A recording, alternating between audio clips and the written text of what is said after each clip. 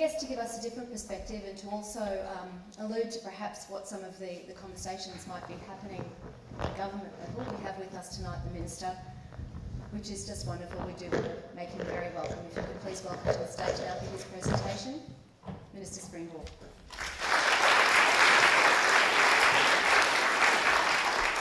Thank you very much, Soph, and can I acknowledge my fellow panellists and ladies and gentlemen. And I don't have any overheads or any slides with me tonight, so I'm just going to talk to you generally about some of the challenges that we have with this particular field and some of the exciting opportunities. And I, just by way of setting the scene, remember some 35 years ago or so when I was at primary school in a little town called Genomic. And there are certain things that are actually told to you by your teachers that you remember, probably far more things you don't actually remember, and probably to your detriment a little bit further down the line. But I remember it was a social studies class. It was around about 1978, and I think I was in 5th grade. And I remember the teacher saying that the average age for a male was 68 years, and the average age for a female was 72 years. And he went on to indicate that some 70 odd years before that, the average age was generally around about 50 or just a little over. And I thought that that was pretty amazing that we had made such a significant gain in life expectancy in around about 7 decades. Now I fast forward around about 3.5 decades and we've added more than 10 years, which is quite extraordinary. So if you look today at the average age for a male, just touching 80, and the average age for female over 80. And that has all happened in the last 3.5 to 4 decades, and it's happened without some of the opportunities which could be offered to us by the extraordinary advances in genomics and also genetic medicine. So therefore, I suppose we need to ask ourselves, is the rate of improvement going to be as dramatic over the next 30 or 40 years, or have we reached the peak? And are we now having to look at things such as the understanding of genomics and genetic medicine to actually keep us where we are or to take us forward a little bit more incrementally? So there's been some extraordinary advances, and the greatest advances in the past, of course, has been around some of the fantastic public health initiatives, whether it be clean water, sewerage, sorts of things have been available through vaccination, nutrition, and a range of the medical and great clinical research that we've seen in the lead up to our era, and of course antibiotics as well as some of the advances with regards to those cancer drugs. A little while ago I had the opportunity to be invited to go along to the Garden Institute for a get to know your genome opportunity, and unfortunately I wasn't able to go because something else came up, and I was all really gung-ho. I was looking forward to going down there, giving a little bit of blood, having it tested, and to actually find out how long I was going to live. And I asked my wife about it, what do you think? And she said, do you really want to know? Do you want to know what you're going to die of? And I said, no, you're going to die of something, so it might be quite fascinating to think about it and then really work out, if it's going to be around about 75, can I make 80, what sort of things can I do to probably defeat the inevitable? And maybe she was being a bit more logical than me. But the thing that really started to change my thinking was when there was a very necessary part of that process before I was to have my genome sequenced in the lead up to that particular conference.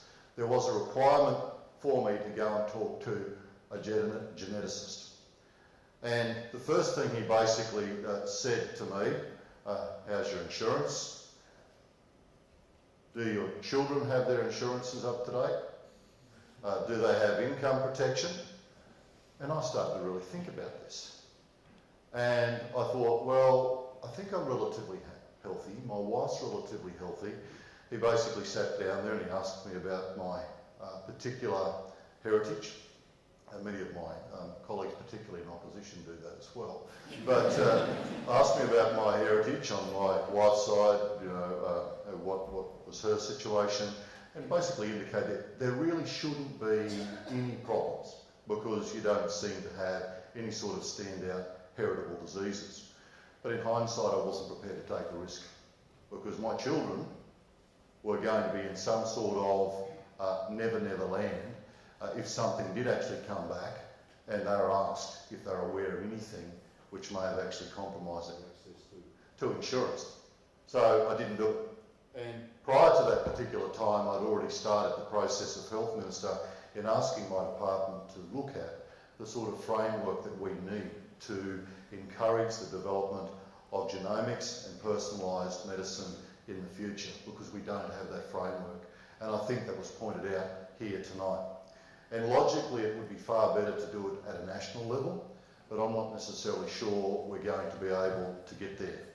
And the important thing to consider all these things against is context. And I don't think that we should actually optimise the circumstances and say to people that once you have your genome sequenced, then you're going to be saved of everything. Because, let's face it, there would hardly be a person out there that doesn't have some level of genetic imperfection. We all do. And we have to ask ourselves the question, is that likely to actually cause us a problem? Is it likely to actually reduce our life expectancy? We certainly do know that there are some heritable genetic diseases which can actually severely restrict a person's quality of life and life expectancy, and therefore knowing about that, to be aware of it, and to also be in a position so we can actually treat it or assist people to take right sort of remedial steps is very, very important. The same sort of thing when it comes to the treatment of cancer, and I think that that is our really big opportunity in the short to medium term, because being able to understand the mutation, being able to understand it against the individual and to actually target the medication, I think is something, or the treatment is something which really does offer us a great opportunity. And also offers us an opportunity to re-look at some of those drugs which have been previously written off as ineffective, because in hindsight they were probably 100% effective against that mutation, but that mutation was probably only 10% of the cancer that people thought that they were actually treating. So it gives us a fantastic opportunity of knowledge that we never actually had at some times in the past. But we really do need to ask ourselves a question, and it's really exciting now, and maybe going back to the exuberance of youth, we want to know those sorts of things because we can actually take on the world, you know, we're 10 foot tall and bulletproof. But as you become a little bit more sanguine and realistic about life as you move on, maybe you don't want to know, but you'd still like to actually have some opportunity to be able to treat it if you're actually suffering from cancer or some other form of disease. So for me, it's about setting the right sort of legislative framework. We don't have one. And I think it's fair to say that we don't have a competent legislative framework right across the nation. It doesn't protect the individual. It doesn't draw a line in the sand. It doesn't make sure that I think that the material or the discovery that actually comes from these processes can actually be protected for the benefit of all and not exclusively owned by some. And to me, that is a particular ethical challenge. But I know that I've got a lot of work to do to actually raise awareness around this, and I want to actually at least try to develop legislation which will be an exemplar for the rest of the country. I would prefer that we do it nationally, but I think one of the great things that we have is a federation, but it can be a challenge when it actually comes to dealing with the differences of thought processes and the imperatives around it. I don't think there's enough concentration on this, and therefore I think it's to the detriment of the public.